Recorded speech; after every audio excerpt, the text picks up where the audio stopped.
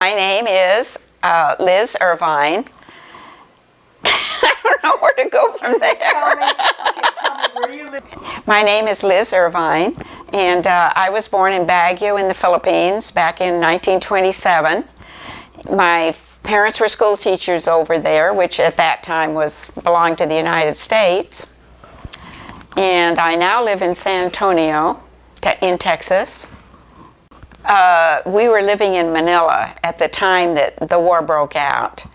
And of course we were bombed the same day that Pearl Harbor was. Over there it was December 8th, which is across the international date line, so that was our date for starting of the war. When the city was occupied, they came around to our houses and told us that to come with them and bring just enough for 3 days. In fact, that sort of became a standing joke because they told that same thing to everybody. And so my parents, grabbed up whatever they could carry, whatever we could carry for 3 days. And they loaded us up in a truck and took us out to the big Olympic stadium called Rizal Stadium, which was south of where our house was in Manila.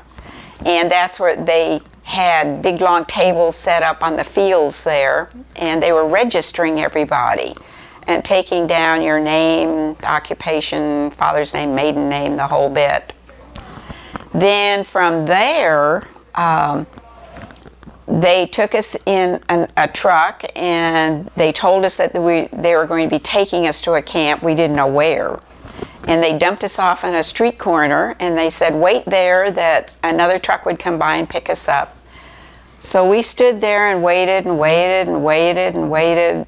3 or 4 hours later, my dad flagged down what was obviously an officer riding in a big car and said, what are we supposed to do?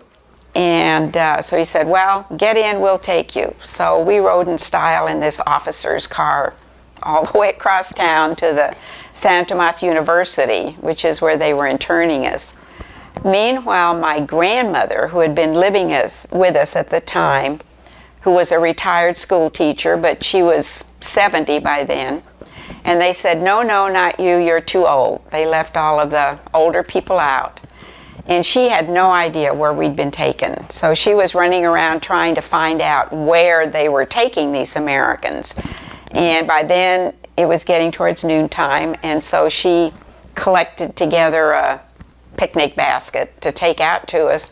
By the time she finally found out they were taking us to Rizal Stadium, she got out there and we weren't there anymore. But she spotted a mother with several little kids whom she knew in the line, so she gave her the picnic basket and went back to trying to track down to where we were going.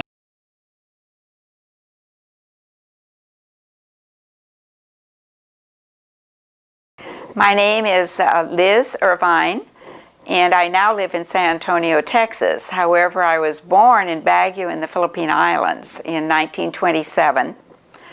My parents were both school teachers over there. My dad had gone over in 1916 with the U.S. Civil Service, and my mother and my grandmother went over in 1922, also with U.S. Civil Service. And they met over there and were married in Manila. And then I was born later in Baguio, which is up in the mountains, up in Mountain Province. At the time the war actually broke out, we were living in Manila after living in different places over the islands because it was policy to transfer the teachers every few years from one spot to another. Do you remember the day that the war officially broke out, and did your parents ever talk about being concerned about what was happening? Yes, we found out about the bombing of Pearl Harbor shortly after it happened because, as it turned out, the son of one of my father's teachers was in the Navy, and he was a radioman, and he had gotten the news in and called his mother in Manila, and this must have been about 4 or 4:30 in the morning. It was still pitch dark at night, and she called my dad to tell him about it. And so we knew from early on what had happened. Though we went ahead, it was a Monday over there, and across the international date line. And we went ahead and went on to school because my dad was awaiting official government orders on what to do about school. I was a freshman in high school at that time. I was 14. And a few of the other kids had also gotten word by then. It had been trickling down in, so pretty much the news was spreading. And sometime before noon, my dad got orders to send all the kids home. It was a school that ran from first grade through high school. And so by noon, we were all headed home, and the school was officially closed down. And that afternoon is when they were bombing in the Manila area around there. I don't remember being really scared about it. Some of the kids who were missionary kids whose families lived way out in the outer provinces were sort of panicking because they weren't with their families. They were living with other families in Manila in order to attend school there. But most of us really, it was more excitement or what's going to happen now, and rather than actually being afraid. And I went home and packed up all my treasures, my photo albums and everything in my little carved chest that my dad had given me. And of course, it didn't make it through the war. You know what I'm getting is if you don't put your hands on your pants. I'm Okay. rubbing your hands on your pants. So if you just put it kind of on your jacket, that'll help. How's that? That's better, yeah. I think you Okay. just move it around. Okay, this way. Okay. Okay, so. Well, for the first, until, this was December 8th, and they didn't actually occupy Manila till January 2nd. So we had this period of time to kind of wait it out and watch the air raids over Manila and that sort of thing. And incidentally, my grandmother was living with us at that time because she had retired from teaching by then because she was 70. Well, we didn't know what we were doing until they came to our house, which was not until February 4th.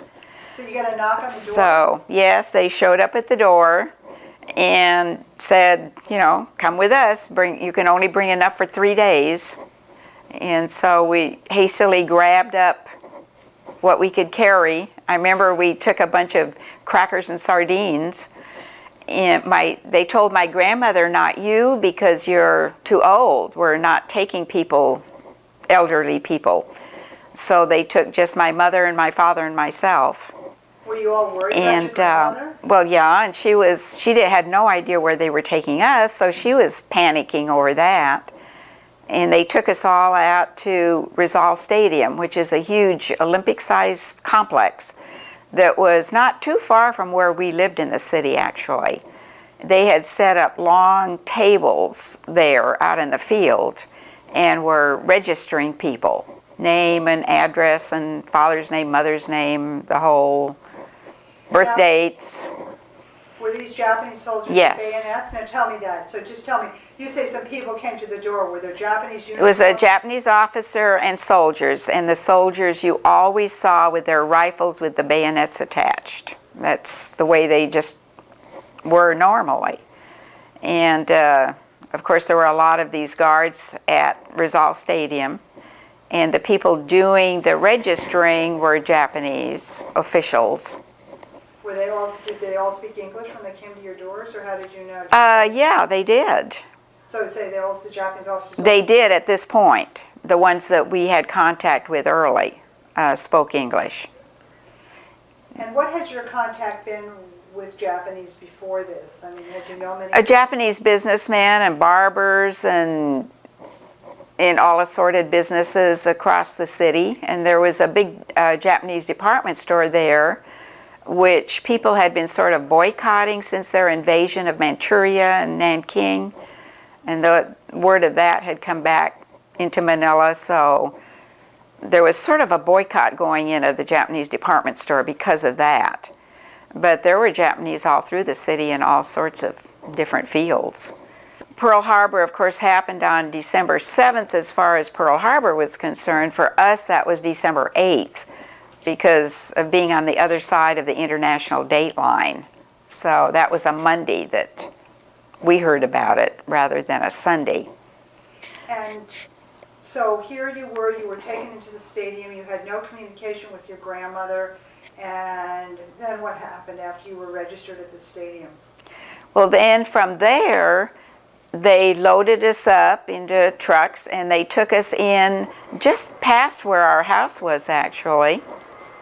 Pearl Harbor, of course, happened on December 7th as far as Pearl Harbor was concerned. For us, that was December 8th because of being on the other side of the international date line. So that was a Monday that we heard about it rather than a Sunday. And so here you were taken into the stadium, you had no communication with your grandmother, and then what happened after you were registered at the stadium? Well, then from there, they loaded us up in a truck and took us to a street corner that was not too far past where our house actually was, and dumped us out there and said a vehicle would come by and pick us up to take us to where we were supposed to go. Well, we stood there and stood there. It was the middle of the day. It was hot, and waited and waited and waited, and nobody ever came. And several hours later, my dad finally flagged down a big car that came along that obviously had a Japanese officer in it, and told them what we were doing and said, "What do we do?" And the officer said, "Well, get in my car and I'll take you there." So we rode all the way across the city in this Japanese staff car with the flag, Japanese flag waving, and arrived in style at the gates of Santo Tomas University, which is where they had opened up a compound where they would put all the enemy aliens for the duration of the war. And when we got there, there were already a lot of people there because they had started bringing in people the day before. This was the second day that it had been open as a camp. So then they dumped us in what we were carrying out on the grounds, and okay, now it's up to you. And we saw some friends of ours, and we had to go find a room, and my mother and I found a room up on the second floor. These are just classrooms, and we shoved all the desks and things like that out of the way. And the men were all finding separate rooms, so my dad was in another room up on the third floor with a bunch of men. In the first few nights, we just slept on the floor, and the guards had come clomping through all during the night with their heavy boots and shining flashlights on everybody, and so nobody was getting much sleep. And there also was no food, so we were really lucky that my parents had thought to throw in sardines and crackers, and that's what we ate the first few days, was crackers and sardines. And the next day, my best friend and her family arrived, so she and her mother came into the same room with us, and that helped. Could you see your father? Yes, yes. The men were just in separate rooms, for sleeping, but they weren't, isolated from the women during the day, which was good because then families were together. And when you saw your best friend, how did you feel? Were you still really worried, or were you just kind of... Oh, no, it was great to have my pal there to run around with. And no school? And no school is right. No anything else. And when did somebody realize that this actually was going to be a little longer than just those 3 days? Well, I think some people had realized it from the beginning, and other people just didn't want to admit it and kept saying, "No, we'll be out in just a few days," or whatever. The first food situation that opened up was when the Red Cross came in, and they opened up a breakfast where you could go get breakfast. In fact, that's where I learned to drink coffee, was something hot in the morning. And then gradually they added more things as they could get them into the camp to feed us. How many students do you remember being there? Like, how many kids your age do you remember being around? I really don't remember. There were a lot. And the university had several big buildings in it, plus smaller ones. It was a big university with big grounds around it. So at that time, there was plenty of room for everybody before they had brought too many people in. How would you spend your days? The first few days, there was really no order to them. It was pretty hectic.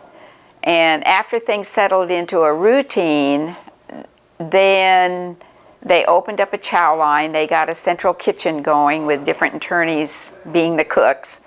And it was things that the Philippine Red Cross was providing, the food for the camp.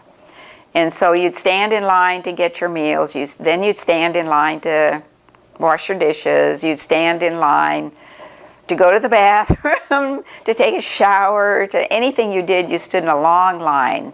So a lot of our days were spent standing in line. The bathrooms on each floor, of course, this was just for a school. And so there was one big bathroom on each floor that had a couple of sinks at one end of the big room and about 4 commodes down the side. So then the internee man came in and ran pipes down the other side of the room and attached about 4 shower heads. So that was the shower. So you couldn't get too worried about being alone in the shower. Anytime you were in the shower, people were going in and out and around, and you just ignored all of that. And So did you soon have classes? I'm trying to remember just exactly when they first started. The Japanese first let them start with the grades, like first, second, third grade classes, and they found some empty rooms down around the back of the main building to start them. And then finally the Japanese let them expand that. And then it was maybe a month or 2 months later, they said, okay, you can have high school classes. And they let us use, for high school classes, they let us use the top floor of the building.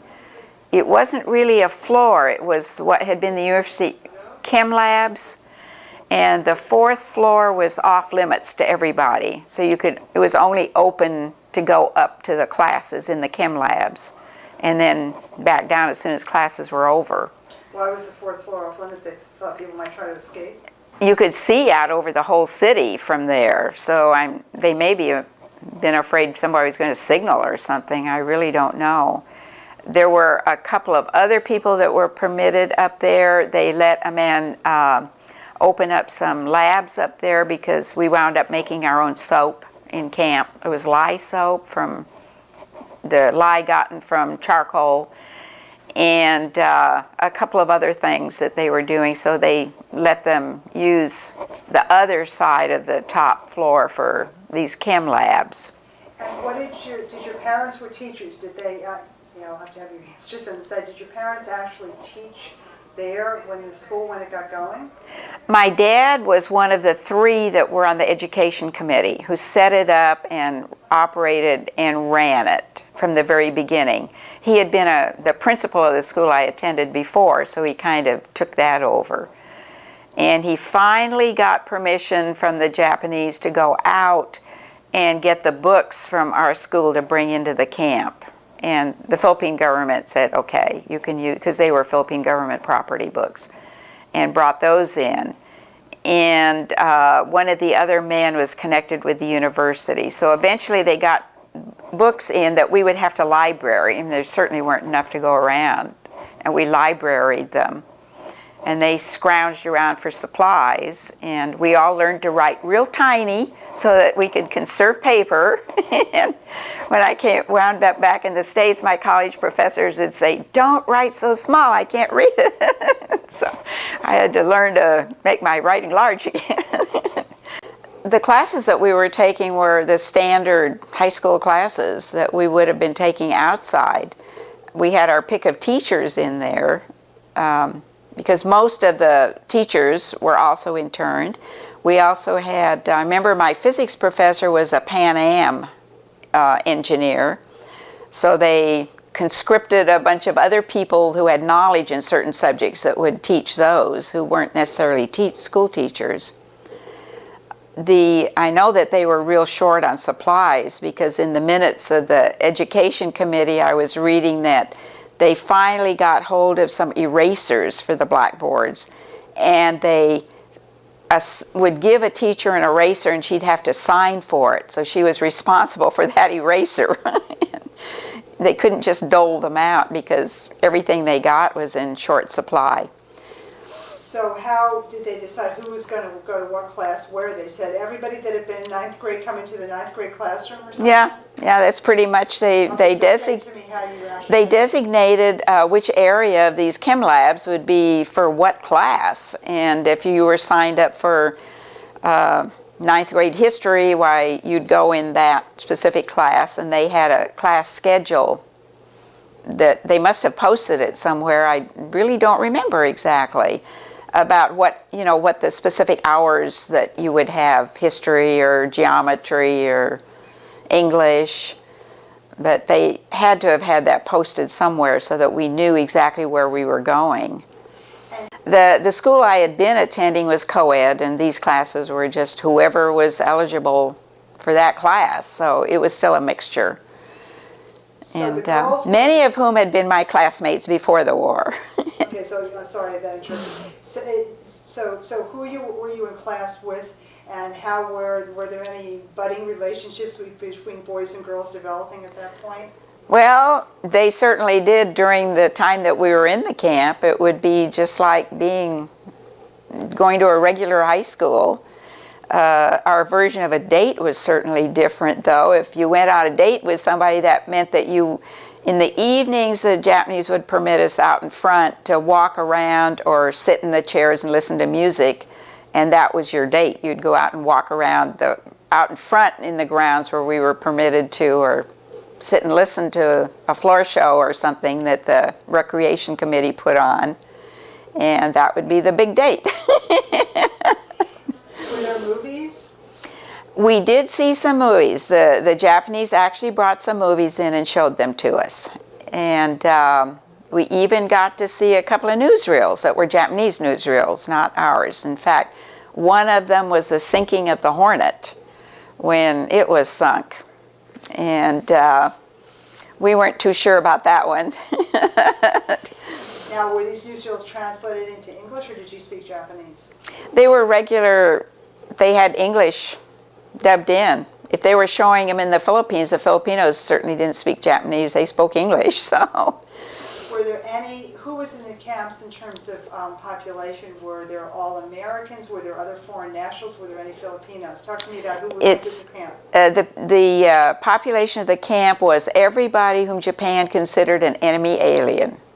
And so there was all the Britishers, Australian, Canadian, English, all of the Dutch were interned. There was a bunch of Norwegian sailors in with us whose ship had been caught in the harbor.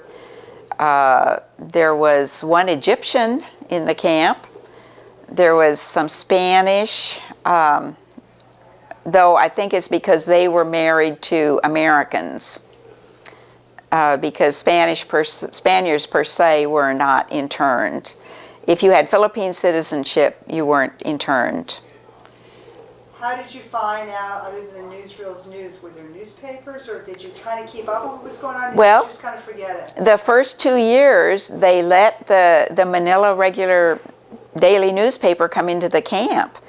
And in fact, I still have a big stack of them today that my dad had saved over the years.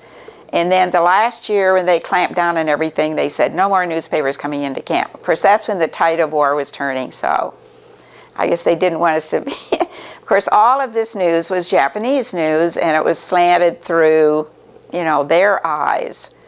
And we were laughing about the fact we must have had millions of submarines and everything else. The number that they sank, if you took every article in the paper at face value.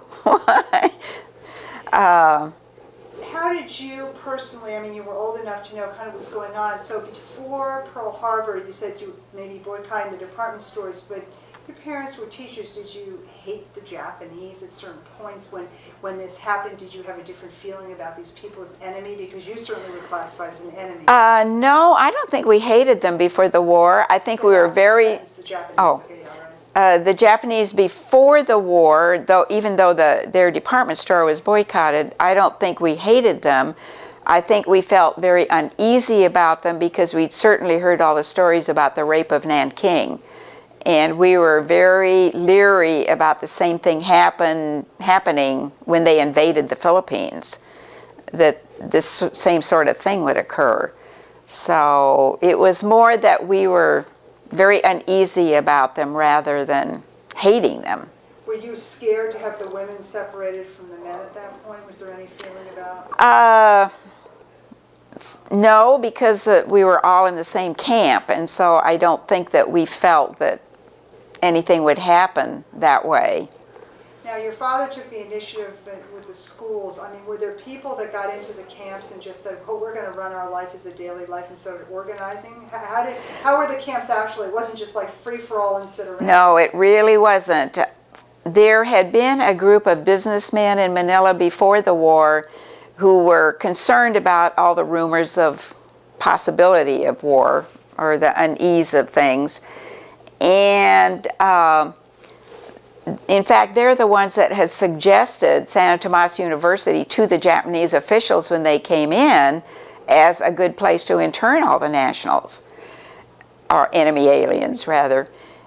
And so right away they organized an executive committee. It went through several different name changes over the 3 years that we were in there, but it started out, I think, as the Central Committee or Executive Committee, and it was always referred to as Central Committee. But they set up the camp government. And then gradually it was expanded and different departments were set up, like Department of Sanitation, and they were responsible for seeing that health measures were carried out and that the soap was made and distributed and this sort of thing. There were the grounds police, the GPs, who weren't real popular because they were the police of the camp.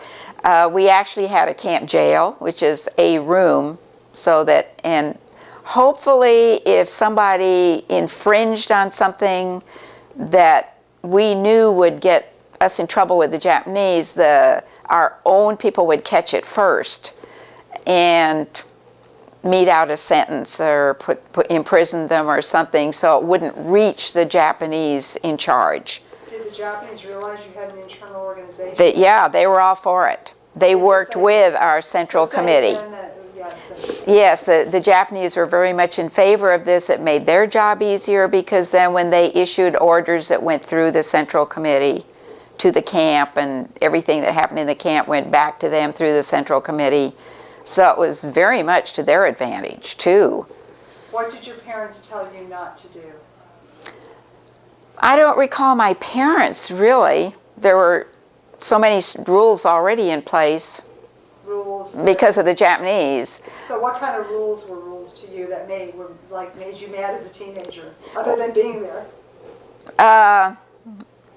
One thing that just came up the other day that we were talking about, because the early pictures show all the women and girls in dresses and skirts doing all sorts of weird things you wouldn't expect them to be wearing dresses and skirts for, but we weren't permitted to wear shorts until, I can't even remember when that changed, but we'd been in camp quite a while. And of course by then the kids are outgrowing their clothes and everything's getting pretty ratty, and they finally said, okay, you can wear shorts as long as they aren't real short. And so immediately we all switched to wearing our shorts instead of dresses that we had been before. Did you have physical education? Curtis talked about they formed a softball team. What about the girls? Did you do anything? We formed basketball teams and soccer teams and baseball teams and everything. All of us were quite athletic anyway, and a group of us teenagers knocked ourselves out a couple of days building a basketball court. We raked and smoothed and patted it down level until we got a pretty good basketball court set up outside in the dirt. And we also played hockey without, the proper equipment or anything. It was just, but whatever sports we could round up kids that wanted to play in. And we got several girls basketball teams going in a regular league, and we'd play against each other. It wasn't through the school as such. It was just whoever wanted to joined in and did it. Do you remember any babies being born? Yes, there were babies born in camp, and the first couple of years, if the baby was born in the camp, the Japanese put the father in the jail because they didn't like this happening. They really frowned on babies being born in the camp. So it wasn't, you know, and that it kind of got everybody in trouble. Was there a health clinic there, or how were the health clinics? Yes, the first couple of years? they set up a clinic, and then eventually when first the Navy nurses were brought into our camp. They were the first ones in there, and they set up the first camp hospital. And then when Los Baños, the other camp south of Manila, was opened because of the overcrowding in our camp, the Navy nurses volunteered to go there and set up the hospital there. Then when the Army nurses came into our camp, then they went into the hospital.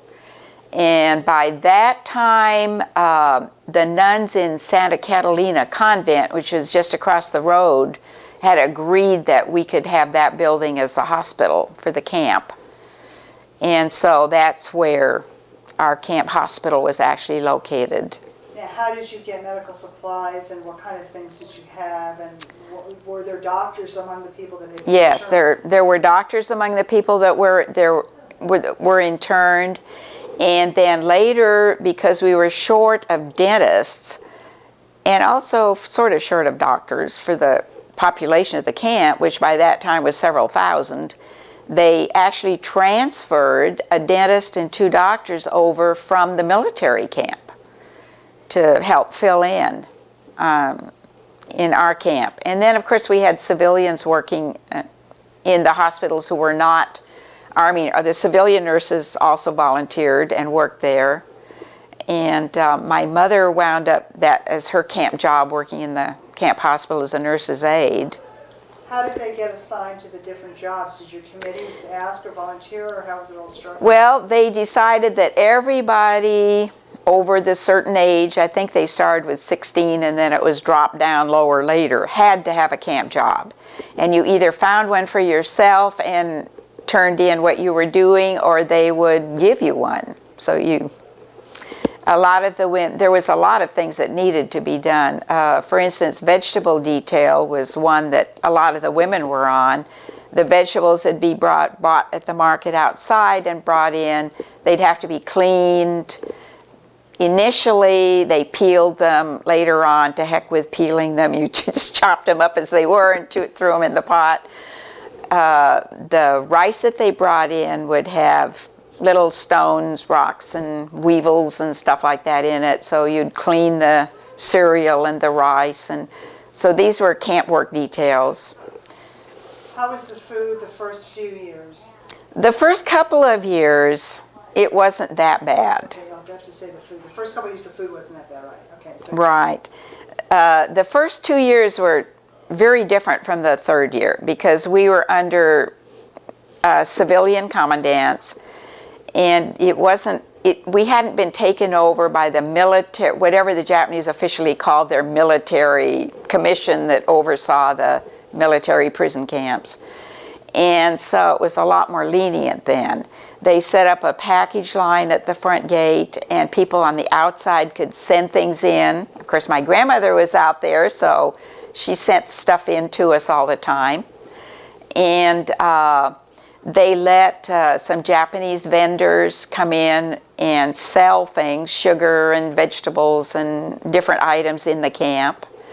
So there was this transfer back and forth between the outside and the inside. We weren't cut off, in other words, at that point. And how did anybody have any money? You come for 3 days and you're there for a couple of years. I mean, where did people ever even get currency at that point? Do you remember if your parents ever? They brought some in with them, and then my grandmother would send in to them. And at that point, of course, it was all Japanese invasion currency, Mickey Mouse currency. You could not use regular official Philippine or U.S. tender. You had to use invasion currency. That was an infraction of their major rules that they set up for the whole city, for the whole country. So there's your grandmother. I mean, at first you just know she's not allowed to come with you, and what is ever oh, excuse me. You're taken away somewhere, and your grandmother's told she's too old, and what happens from there? When we were first picked up and taken from the house, and she had no idea where they were taking anybody, so she was running around asking everybody she could think of to ask if they knew where they had taken the Americans and others, to Europeans, to register them. And finally somebody directed her out to Rizal Stadium, and by then it was noontime and she knew we'd be hungry and hot, and so she put together a picnic basket real fast with food and went out to Rizal Stadium. And we had already left there, so we weren't there by then. So she gave it to a young woman in line that had a couple of little kids with her. And she was delighted to get it because by then her kids were starving and hot and thirsty. And then after that, it was a matter of her asking around to where they had taken them from there. And she found out we were in Santo Tomas.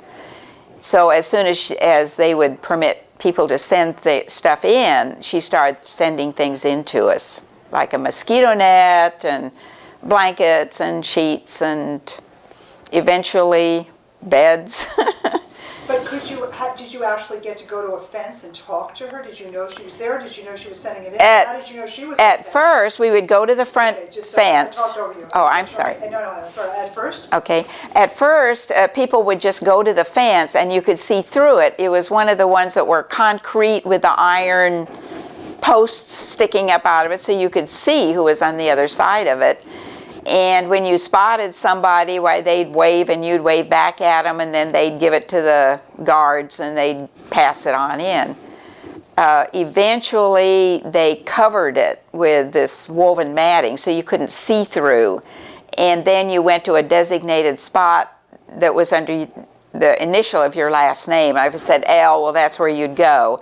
And if there was any bundles or anything that anybody outside sent in for, it would be there and you'd pick it up.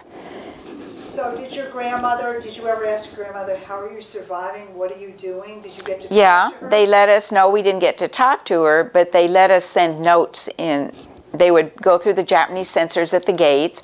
They had to be on a regulation size sheet of paper. It was something like 4.5 by 6.5 or something like that. And it would say to and from and the date at the top. And then you could write whatever you wanted to on there that the Japanese censor would pass. So you could ask for things and communicate back and forth that way. They also at that time were giving people passes to come in and visit. So there were some times, not very often, that she got to come into the camp to actually visit us. And then we could talk, directly to her. So what was she doing? Was she just at home and then trying to get things for you? Did she stay at your house, or what happened? Our house was commandeered first by the Japanese Army and then the Japanese Navy. And while they were fighting back and forth over it, she'd dash in and grab whatever she could get and get it out of there. And she had to move into an apartment further down the street with whatever she'd managed to save out of our house. But I mean, how did she get an apartment? I mean, did somebody assign it to her? Did she just kind of find a place? Were there other older people around? No, she had to find a place on her own, which, as I say, it was just down the street from us. And I really don't know how she wound up with that specific apartment. Was she alone? Were there other older people? I mean, if they were rounding up all the quote-unquote families and the older people were left, I mean, who was left that was among the Western populations? There were quite a few of her friends, but they weren't all in the same area. They were all scattered around the city and wherever they happened to, find a place to live, or some of them managed to stay in their own homes if the the Japanese authorities didn't want it for some reason. She did have a problem with transportation because they'd taken our car right off the bat. And so she would have to rent a Karamata, or these are those little horse-drawn buggies of different sizes. Calaces were the little ones with two people could ride in, caramatas were the bigger ones you could load stuff into, and that's the way she got around. How did she have, And, I'm having rubbing again to put you, how did your grandmother have money? I mean, how did she, after a while, where did her money come from? At first, she, used what we had in the bank, which at that time you could get access to, or the ones who were outside could. She used that. Later on, she would do everything from like popping popcorn and selling it to making jam and jellies and selling it. And of course, she sold off whatever items we didn't need and get money that way. So it was just whatever she could do to raise extra money. And did other families that knew her too ask her to help as well? Because how many people had grandmothers that were on the outside there? well, nobody actually asked her to help, but she would send things in for other people that she knew in the camp. And then she was worrying about the American military prisoners. And she happened to be on the street the day that they brought the bunch of them in over from Corregidor. And they unloaded them down south of the city and marched them through the city to Old Bilibid prison. And she was there on the street side and watched that. And then she decided, in her diary, she says, I decided right then and there, I just had to get in there to get supplies to them. And so the first thing she did was track down the Japanese military headquarters in the city. And she went there and argued her case, and at first they said no and no, and she'd go back and constantly, badger them about it. And finally they said, all right, you can take supplies into Bilibid. So she hastily rounded up all the food and medicine and clothing, and people, the minute they realized what she was doing, would give her things to take in. And when she'd go buying like fresh fruits and stuff in the marketplace, and if the Filipino vendor discovered she was taking it to Bilibid, they said, oh, here, take it, and take this, and don't even pay for it. And so she'd take it to Bilibid, and then she would have to turn it over at the gate to the Japanese official. And she said, but I want to know it's actually reaching them. So she said, I want a signed certificate back, signed by the American officer. And she's a little bitty person. And of course, white-haired and elderly. And so she'd get this signed receipt back from the American officer in charge saying, we received this and this and this and this. And then it gradually expanded from Bilibid to Pasay Prison Camp and Nielsen Field Prison Camp and all the ones in the Manila area. And sometimes she'd get there with a load of supplies and the guard on duty would say, no, go away. And so she'd sit down on the curb and wait until the change of the guard, and maybe the next guard would be more amenable. So she really had to bulldoze her way through. So she spent all her time bringing you and then these That's prisoners. Right. So, I mean, did she ever tell you what she was doing? How did you find out she was helping the prisoners? I think the first time we knew about that was somebody coming into camp and telling us about it, who was outside and knew that that's what she'd been doing. And she was very careful about it because she knew the things that got people in serious trouble and that would end her being able to do that. And one was if anybody smuggled a note in, that would be the total end of it. And she'd get in trouble and the prisoners would get in trouble, and it was bad news. So she was very strict about that. Anything she took in, there was no hidden notes. Everything was open and above board. Did she speak Philippine? No, she didn't. So say she didn't speak. Okay, so what language did your grandmother speak? English. Okay, so my grandmother spoke. My grandmother spoke English, and most of the Filipinos speak English, or did at that time. The school system was all in English, so all the kids going to school knew English, and so it was pretty universally spoken, especially around the city. A few times she managed to get supplies up to Cabanatuan, which is quite a ways out of the city, but that was just a few times. That they would never let her leave the city to go. She had to register as an enemy alien every year, and they kept close tabs on her. And at one point, they quartered a Japanese officer with her in the apartment. And she was, the whole time, she was very edgy about it because she knew what could happen if anything went wrong. And we do know that she was picked up and taken in for questioning at least once, but she would never speak of it to us. And so I don't know the details of that. But what did your parents say when they found out she was doing this, other than bringing you and the neighbors food? I mean, did you discuss, do you remember talking about it in your family? I don't remember talking about it. I know they worried about her. They worried as much about her health and about her running out of money as anything else. There's nothing they could have done about it. But this was your father's mother? My mother's mother. And so tell me a little bit about her background again. Where was she born? When did she come to the Philippines?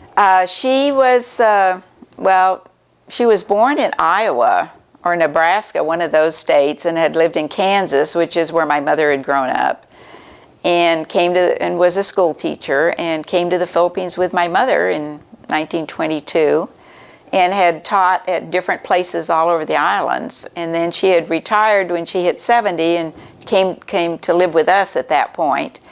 And at that time she was teaching at the Chinese school in Manila that wasn't a government school, so they didn't care how old she was. She was teaching English, and had a few private students at the house that were Chinese students straight from China who didn't speak any English. And so she was always real active and real into everything. So here she is, years 1 and 2, bringing you things, and then slowly they're putting up the wall. How did you know when things were getting bad at the camp? Things got bad at the camp in, I think it was January of '44, and that was we were switched from civilian to military. A military commandant. That was when they had barbed wire put all around the tops of the walls, and sentry towers at the corners, and searchlights, and they put up this sawali, which is the woven bamboo matting, over all the walls, and so you couldn't see in and couldn't see out. No more package line, and that's when they insisted everybody on the outside, no matter what reason they were out for, was brought in. And she protested strenuously. I have letters that she had written to everybody saying, no, I can't come in. I'm doing all of this. But they said, no, you got to come in anyway. So that's when she came in. It was for that last year when things were the worst. And that's when the Japanese said, no, the Red Cross isn't going to feed you anymore. We are, the Japanese Army. So then they gave this little allotment to the shoppers, and then finally they said, well, we'll do the shopping for you, and that's when the food all started going downhill, and they got really strict about bowing. If you didn't bow correctly, you got slapped around, and we'd have roll calls 2 or 3 times a day, and then they'd miscount, so you'd stand for a roll call again, and you know, just more restrictions every day. But fortunately, we were saying, well, every time they put in a new restriction, we know something in the war has gone against them and in our favor. So the worse things got, the better we knew the war was going, as far as the U.S. and their allies. When did things get really bad in terms of the food supplies, and things get so that there was hardly any food to eat at all? The last few months, there was just hardly any food at all. We were down to really starvation diet. And the camp doctor got himself in hot water with the commandant because he wrote starvation on the death certificates. And they insisted he change them, and he said, no, I'm not going to change it. That's what they died from. And so they threw him in the camp jail, and he was still there when we were liberated.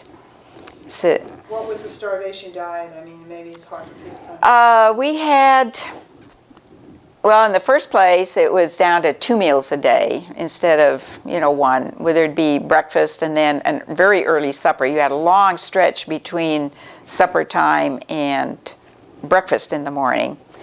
And lugao was what we were getting, and that's a very, very watery rice mush. And sometimes they'd say vegetable soup, and that meant that they dragged a a vegetable top through it or something. It didn't mean that there was actually vegetables in it. There was no meat, no sugar. They started running out of salt. Trying to think of what else. It just gradually tapered off till there was, and what you got for your share when you'd go through the food line, they had these ladles for them to ladle with, and they gave each of the servers a scraper.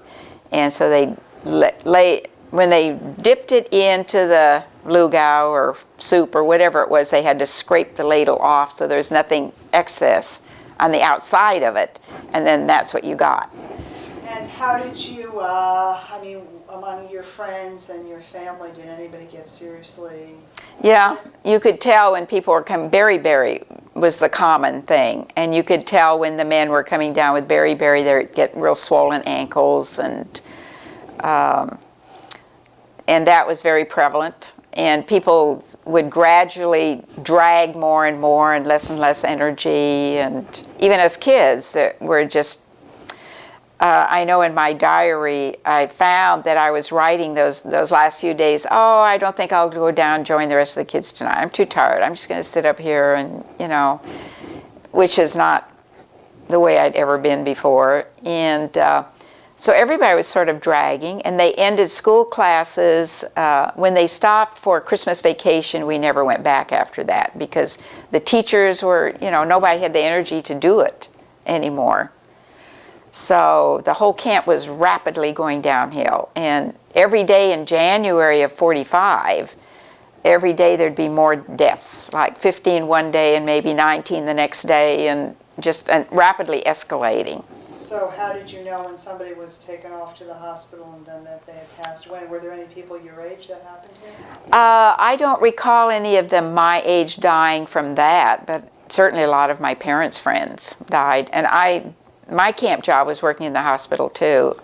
I was a server, serving the patient trays. I started out working in the kitchen washing pots and pans in the camp hospital, and then I moved up to being a server, patient trays. So I had to go over there whenever the hospital, and of course the hospital they tried to give extra food to, and so they were still on 3 meals. So 3 times a day I'd go to the hospital and help serve. And what about your grandmother? My grandmother, her health was going downhill, but she was still with us. She was real sick for a while and in the camp hospital, and I don't really know what it was for, but and then she was back out with us, and she was, they let us put in garden plots. We had garden plots that were the camp garden plots, but then they let individuals dig up garden plots at various locations, anybody who wanted to. A lot of people didn't want to bother with that, but every time they'd open up a new area and say, well, you can, come claim a garden plot, my parents would. And so we had fresh greens the whole time, and that's really what saved us. And so every day at lunch, and my job at our shanty was preparing lunch, which just meant, fixing the greens, all different kinds that they grew. And there were about 4 or 5 or 6 elderly men who ate lunch at our shanty with us who were in there with no families, and this is the way they got their greens every day. And after the war, some of them wrote, and said, oh, that's the only thing that pulled me through was... So my grandmother was still busy doing that in the camp, making sure everybody got their greens. And what about Liberation Day? Oh, I still get teary and excited when I talk about it. It was about 9 o'clock at night when our camp was liberated.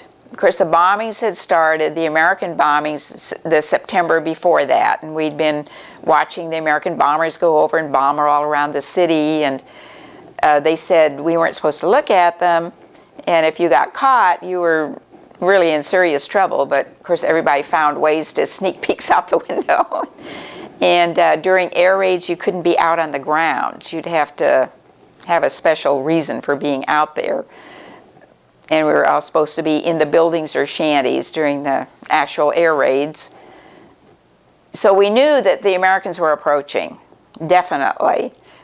And then when they actually hit our camp, it was about 9 o'clock at night. There was no power. The power was all off. Everything was dark. The front doors were shut. The building was battened down. And the tanks came in. We could hear rumbling of tanks, and we could hear shooting, but we didn't know what it was until the first tank smashed through the front gate and came in, and with their big searchlight on the front of the tank was the only light in there, and American voices are yelling at us. And so everybody poured out, just hysterically, and swamped them, and they were trying to get their guns set up and everything, because there was just 200 of them in the middle of all these thousands of Japanese military. And so they were having a hard time too, trying to get their guns set. And they had been on the march for 3 days. They were tired and hungry, but it didn't seem to slow anybody down. And I don't think anybody went to bed that night. We were all just, up. And I still see and correspond with the first soldier I talked to. We're still real close friends. And we sat on the front steps, my best friend and I, and the main building had these big steps going up, and we were sitting on those steps, and he gave us a chocolate bar. And that's the first chocolate we tasted for I don't know how long. It was wonderful. It was just a madhouse. And then Chase, at the time he was a major colonel, he became a general later, who was in charge of it, got in about midnight, and he stood on the landing there and addressed everybody, and it was just bedlam. But a Japanese, when they were, the Abiko, who was a really intensely hated Japanese officer in the camp, walked up to the main tank, first tank, like he was going to surrender, but instead he was going to throw a grenade, and they spotted it and shot him. And then all of the other guards and everybody ran into the education building, which was the big building next to our main building, and the upper floors were where men and boys, internees, slept. And Japanese guards had the bottom floor. So they all bolted into there, and then it was kind of a stalemate, because they could shoot out at the Army, but our Army couldn't shoot at them because they were in with internees. And so it was like a couple of days later before they worked out a compromise where they let them leave the camp escorted by American soldiers, but with all of their arms, to a certain, I forget how many blocks from the camp. They walked them out to. And then the next day after that, the Japanese started shelling our camp. And that for a week we were under shell bombardment pretty much around the clock, and a lot of people were killed and injured then who had made it through the whole rest of the internment, which was really bad, because that was not expected. That was just totally. So, and did you lose any friends in that shelling after the fact? Yes, I did. I lost a girl my age who had lived up the street from us before the war, and another girl I knew real well who had been one of my classmates, and a lot of people that we knew were killed in that shelling. When you finally, but your family all lived? My family all survived, which was... Your grandmother? Including my grandmother, which was unbelievable. They don't say a whole sentence now. Our whole family survived amazingly, including my grandmother. And the GIs had already been talking to my grandmother, the prisoners that were rescued from Cabanatuan and places, so they were interviewing her in the camp. So I have records of these AP interviews with my grandmother that went out over what they called the Blue Network at the time. So she was already known. And when you finally got back to the States, do you remember what it was like when they said, yes, you're going to be put on a ship, and where did you land? Well, we didn't come out that way. We stayed over 1 year. So we stayed in the camp until they totally closed it down. which gave people that were staying time to find places to live in Manila, because Manila was just totally destroyed. It was just, in fact, I've read that it was the second most destroyed city of World War II. And they finally found a house that they could rent that was out quite a ways. And we lived there for the first year. We stayed because my parents had been with the Philippine Bureau of Education, and which was civil service. And so they were reassigned as teachers to reopen schools and stuff like that.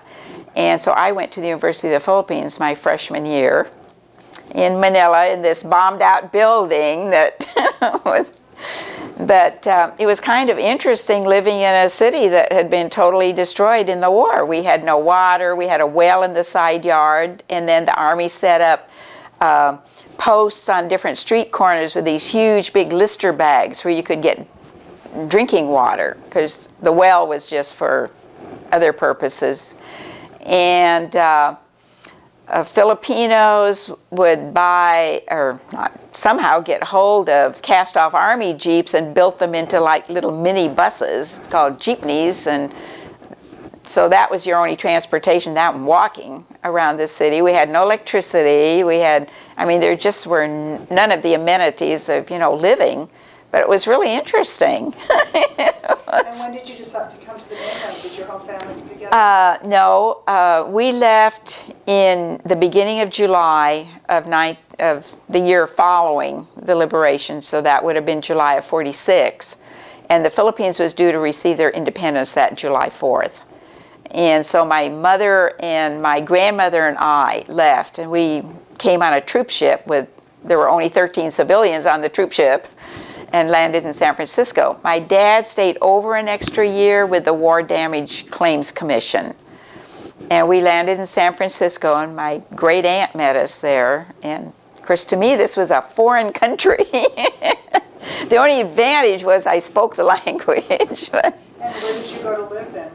We spent that summer traveling around visiting relatives and that sort of thing. And then that fall, my mother and I settled in Walla Walla, Washington, so I could enter a college there and pick up college. And my grandmother just kind of toured the country visiting all the XPWs that kept saying, come and visit us and stay with us. And they all called her Mother Norton. And so, and feting her everywhere. And so she got a special medal at the end, right? Tell me about yes. that briefly. She was awarded the Medal of Freedom through the War Department, and I think it was about 1947 when it was awarded to her. And this was through letters from the different prisoners who had been recipients of what she had brought in. One of the main ones was the Army officer who was the chaplain in Bilibid prison. He was one of the main instigators of it. And they kept trying to set up a big ceremony to award it to her, and she kept ducking out of that. And finally, months and months after a lot of correspondence back and forth, they finally just mailed it to her.